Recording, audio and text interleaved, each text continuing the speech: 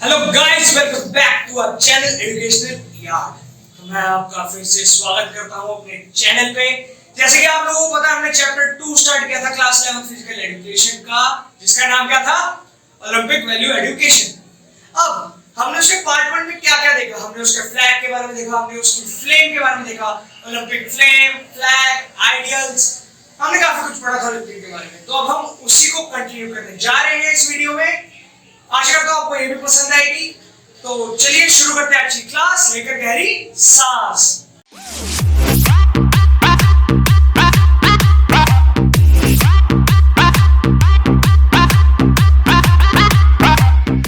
तो गाइस, शुरू करते हैं आज हमारी पहले टॉपिक से। जो हमारा पहला टॉपिक क्या है?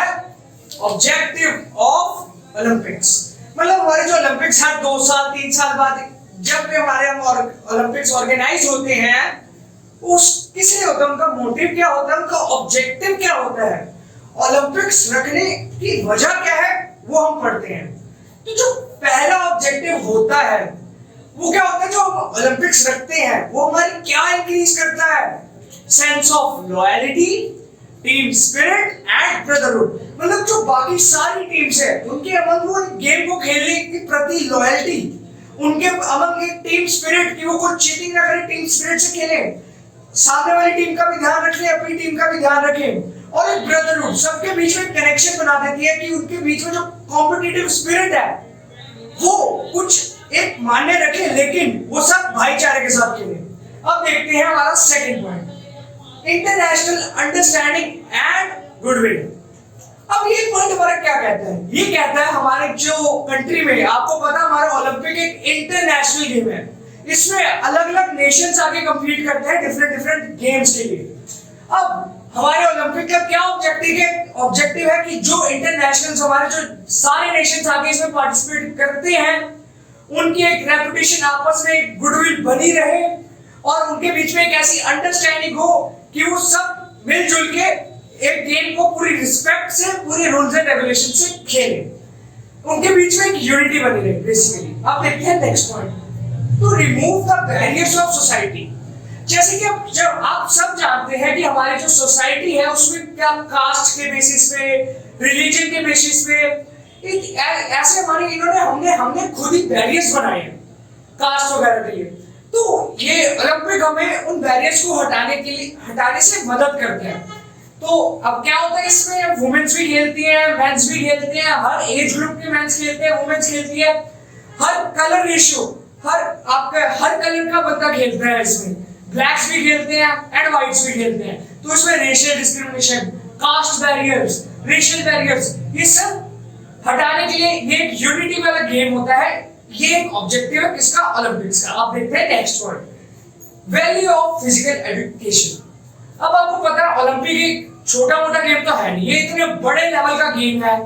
तो बेसिक सी बात है कि वो आपको अटेंशन करेगा आपकी किसकी तरफ? बेसिक जो हमारी वैल्यू होती है फिजिकल एजुकेशन की, उसकी तरफ आपका एक ध्यान खींचेगा। बिकॉज ये कोई छोटा मोटा गेम नहीं, इसमें इतनी सारे फिजिकल स्पोर्ट्स खेले जाते हैं, जिस वजह से आप ऑटोमेटिकली फिजिकल एजुकेशन की तरफ, फिजिकल स्पोर्ट्स की तरफ आकर्षित हो जाते हैं। अब देखते हैं लास्ट क्या है? Competitive sports. आप सभी जानते हैं कि हमारा जो ओलंपिक्स है उसमें टीम्स आपस में कंपीट करती हैं। तो ये हर नेशन की हर टीम में कॉम्पिटिटिव स्पिरिट जगा देता है, हर टीम में जीतने का जज्बा होता है, लेकिन वो जीतेगी कैसे? अगर वो दूसरी टीम को हरा देती है। तो दूसरी टीम को हराना ही एक तरह से उनके लिए एक अचीवमेंट है, एक कॉम्पिटिशन स्पिरिट है। तो ये हर नेशन की टीम में कॉम्पिटिटिव स्पिरिट जगाता है। चलिए चलते हैं नेक्स्ट टॉपिक की तरफ। गाइस, अब हम आते हैं नेक्स्ट टॉपिक पे, जो क्या है? Value of Olympism. अब वैल्यू ऑफ ओलंपिज्म मतलब गाइस, जैसे आप सबको पता है कि कुछ मॉरल वैल्यूज होती है हर एक चीज की। अब आपको पता है कि दूसरों से, बड़ों से कैसे व्यवहार करना है, कैसे नहीं। अब जो हमारा ओलंपिक होता है उसकी क्या क्या वैल्यू होती है, वो क्या क्या वैल्यू डिस्ट्रीब्यूट करता है अमंग पीपल, जिनसे उन्हें अपनी लाइफ में थोड़ी मदद मिलती है, थोड़ा उनका सुधार आता है उनके बिहेवियर में। चलिए देखते हैं। सबसे पहले जो हमें ओलंपिज्म सिखाता है वो क्या सिखाता है? वो सिखाता है फ्रेंडशिप।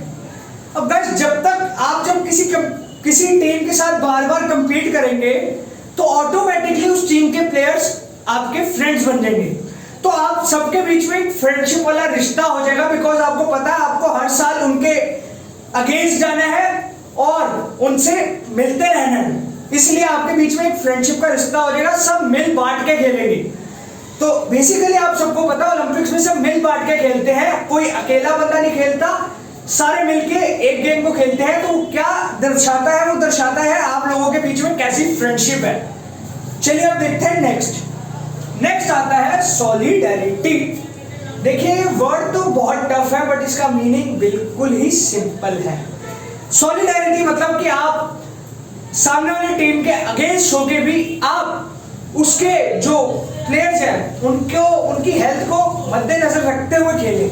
जैसे कि एज आपने देखा फुटबॉल के मैच में 2 टीम्स कंपीट कर रही होती है, बाय चांस किसी प्लेयर का बॉल को मारने के चक्कर में किसी दूसरे प्लेयर को, सामने वाली टीम के प्लेयर को इंजर कर देता है, वो गिर जाते हैं। तो आपने देखा होगा वो प्लेयर वापस आता है, बेशक फाउल हो गया बट वो वापस आकर उस प्लेयर को उठाता है।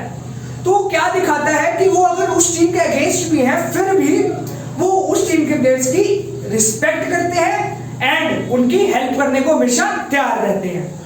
तो ये बेसिकली हमें ये सिखाता है हम किसी के कितने भी बड़े दुश्मन हो, किसी के कितने भी अगेंस्ट हो, बट जब उसे आपके हेल्प की जरूरत है आप जाके उसकी हेल्प करें।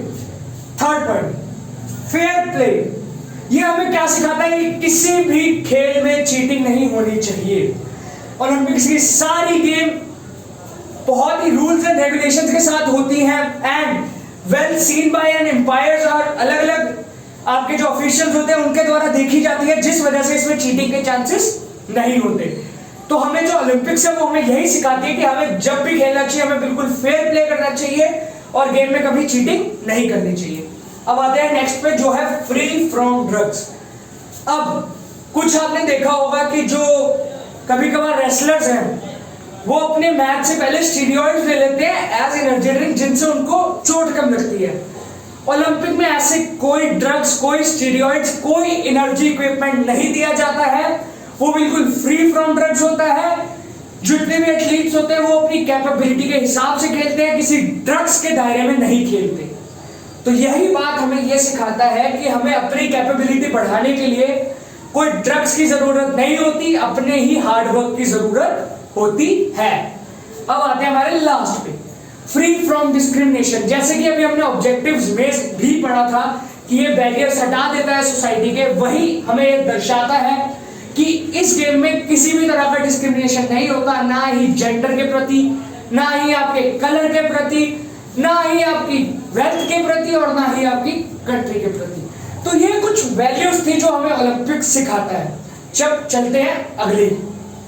तो गाइस अब हम बात करते हैं इंटरनेशनल ओलंपिक कमेटी की। भाई हमारा जो ओलंपिक है उसका जो पूरा करता धरता है, उसके जो पापा है, उसके जो गॉड फादर है, वो क्या है? International Olympic committee. अब चलो हम इसके बारे में थोड़ा पढ़ते हैं कि इंटरनेशनल ओलंपिक कमेटी के बारे में हम देखते हैं कब आया था, क्या करता है, क्या काम है। चलिए तो देखिए, जैसे कि आप देख सकते हैं जून 1894 में फॉर्म किया गया था। कहां पर? पेरिस पर। अब इसका जो ये एक सुप्रीम अथॉरिटी है जिसने ओलंपिक मूवमेंट बनाई थी, हम सबने पढ़ा ओलंपिक मूवमेंट के बारे में, तो वो ऑर्गेनाइज, उसकी जो अथॉरिटी थी उसको बनाया किसने? IOC, international Olympic committee. अब ये क्या करती है? अब जो समर एंड विंटर ओलंपिक्स होते हैं उसको ऑर्गेनाइज करने का सारा काम झाम किसका है? IOC का। वो ये सब देखती है कहां पे कौन सा इवेंट होना है, कैसे होना है, विंटर कब आने हैं, समर ओलंपिक्स कब आने हैं, सब का करता धरता सिर्फ एक है, वो है IOC। अब हम देखते हैं इसके मेन फंक्शन क्या होते हैं।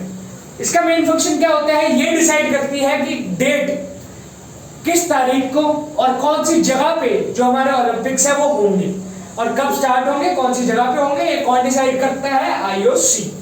सेकंड, जितने भी ओलंपिक के रूल्स एंड रेगुलेशंस है कौन बनाता है? International Olympic committee. थर्ड, जो हमारी स्पोर्ट्स एंड एजुकेशन है उसको प्रमोट कौन करता है ओलंपिक के द्वारा? International Olympic committee. और जो हमारी ओलंपिक मूवमेंट है, जो सबसे बड़ी अथॉरिटी है ओलंपिक मूवमेंट की, वो है इंटरनेशनल ओलंपिक कमेटी। इसलिए ये पूरा ध्यान रखते हैं कि जो हमारी ओलंपिक मूवमेंट है वो पूरी इंडिपेंडेंट रहे, किसी के ऊपर डिपेंड ना होना पड़े उसको। जो चीज मूवमेंट में लगेगी उस सब का ध्यान कौन रखेगा? हमारा इंटरनेशनल ओलंपिक कमेटी। चलिए नेक्स्ट टॉपिक की तरफ बढ़ते हैं। अपने आज के लास्ट टॉपिक की तरफ, जो क्या है? Indian Olympic association. पहले हम इसके बारे में कुछ पढ़ेंगे, फिर हम देखेंगे इसके फंक्शंस क्या है। तो गाइस, आप सबको मैं आज बताता हूं, ये जो इंडियन ओलंपिक एसोसिएशन है ये बेसिकली इस्टेब्लिश हुआ था 1927 में, और इसको जिन्होंने इस्टेब्लिश किया था उनका नाम आपने बहुत बार सुना होगा, सर जमशेदजी टाटा। अब हमारे, जैसे आपको पता है, जो हमारी अभी हमने इससे पहले पढ़ी थी IOC इंटरनेशनल ओलंपिक कमेटी, वो सुप्रीम अथॉरिटी की पूरी ओलंपिक मूवमेंट की। बट जो हमारा इंडियन ओलंपिक एसोसिएशन है ये सुप्रीम अथॉरिटी है ओलंपिक मूवमेंट की, बट सिर्फ अपने नेशन में। ये अपने नेशन का जितना भी ओलंपिक मूवमेंट का होता है कामजाम, वो सब कौन संभालता है? Indian Olympic association. अब हम देखते हैं इसके फंक्शन क्या है। सबसे पहला, प्रमोट ओलंपिक मूवमेंट। हमारा जो IOA है, इंडियन ओलंपिक एसोसिएशन, ये पूरी तरह से ही ओलंपिक मूवमेंट के हित में है, उसको पूरा सपोर्ट करता है, हमारी कंट्री में उसको पूरा लागू करता है और लोगों को इंस्पायर करता है उसको फॉलो करने के लिए। चलिए नेक्स्ट देखते हैं। नेक्स्ट क्या है? Enforcement of rules and regulations. अब जो हमारे IOA ने रूल्स एंड रेगुलेशंस बनाए हैं ओलंपिक के, ये देखता है कि हमारा जो नेशन है उसमें वो rules and regulations properly follow किए जा रहे हैं या नहीं जा रहे हैं, और अगर नहीं किए जा रहे तो ये उस पर एक्शन लेता है, और किए जा रहे हैं तो वेल एंड गुड। अब नेक्स्ट देखते हैं। Control all matters related to Olympic. अब हमारी कंट्री इंडिया में ओलंपिक से रिलेटेड कोई भी बात होती है तो उसको कौन संभालता है? Indian Olympic association. अब लास्ट जो इसका फंक्शन है वो क्या है? ये फिजिकल, मॉरल और कल्चरल एजुकेशन को प्रमोट करता है। आप सबको पता है गेम से हमारी फिजिकल और अभी जो हमारे वैल्यूज थी ओलंपिक की, मैंने आपको समझाई, उससे आपको पता लगा कि हमारी मॉरल वैल्यूज, और हमें पता है कि ओलंपिक में डिस्क्रिमिनेशन नहीं होता, तो उसकी वजह से हमारी कल्चरल वैल्यूज ये सब इनहैंस होती है, और वही चीज हमारा IOA प्रमोट करता है। तो बस, तो गाइस इसी के साथ आज हमारी आज की वीडियो खत्म करते हैं। अब हम गाइस, सबसे पहले मैं आपको थैंक्स कहना चाहता हूं कि आपने ऐसी पेंडेमिक सिचुएशन में भी हमारे चैनल को इतना प्यार दिया। थोड़े सब्सक्राइबर बढ़े, बट हमारे लिए इतने भी आपका प्यार मायने रखता है। उम्मीद है आपको आगे भी ऐसे अच्छी लगती रहे, और अगर आपको आज मेरी वीडियो अच्छी लगी है प्लीज उसको लाइक करें, नीचे कमेंट करें, और जितने लोगों से हो सके उन्हें शेयर करें। तो मिलते हैं अगली वीडियो के साथ। Good bye.